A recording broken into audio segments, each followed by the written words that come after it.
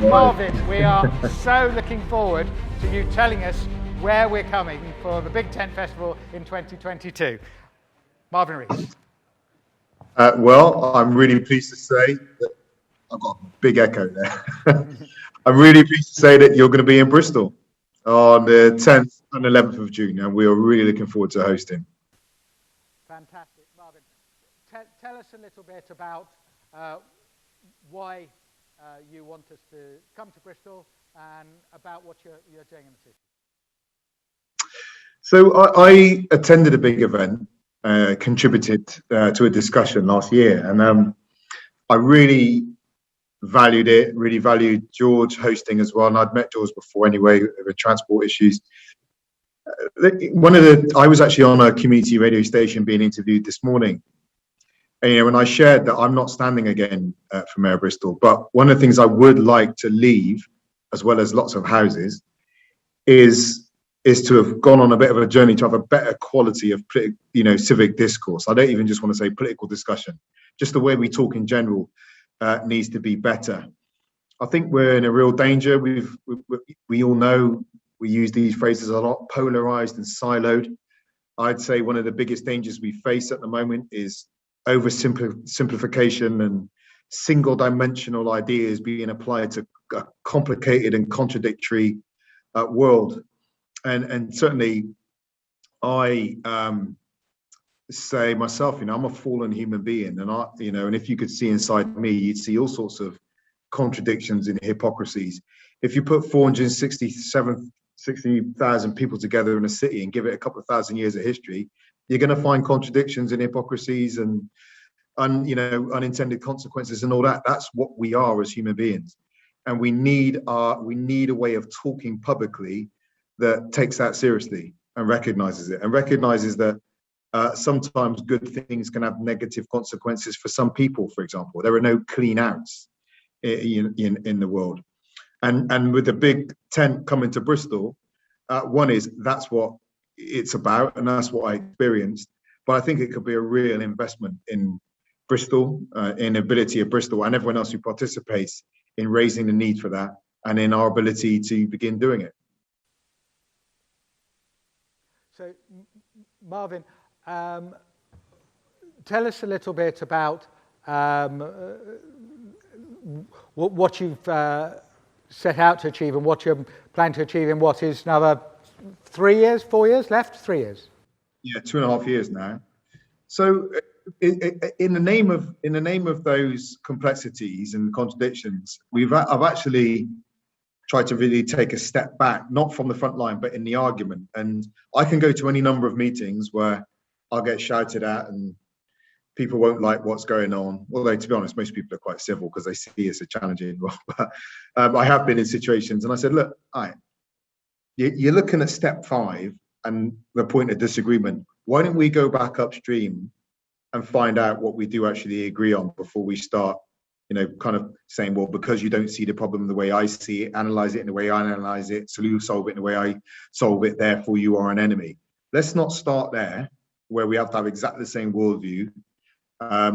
Let's go back upstream and see if we identify the city and its challenges in the same way. I do this a lot with our housing challenges, when people tell me they don't want houses built here, they don't want them built there. All right, let's go back to basics. We're a city of 42 square miles. We're not getting any more for those miles. 42 square miles. We have a population of 465,000 people. We're going to grow to 550,000 by 2050. We have more than 15,000 people on our housing waiting list, over 1,000 households in temporary accommodation. 1 in 4 of our children living in poverty in the city, and we know that's been worsened. The vulnerabilities of many of the most vulnerable people have been, embedded through the course of COVID. We're a very unequal city.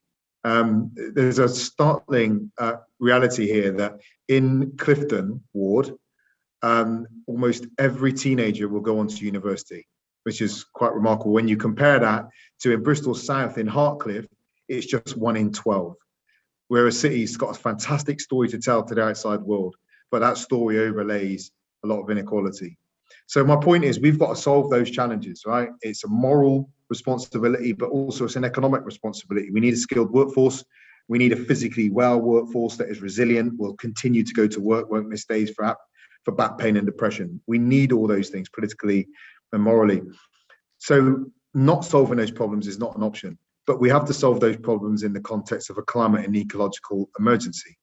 So if you play that over into housing, I think delivering homes, regeneration, as you've been talking about, is one of the single most important policy tools we have. A warm home, a zero carbon home in a balanced community that people get to build relationships and put roots down.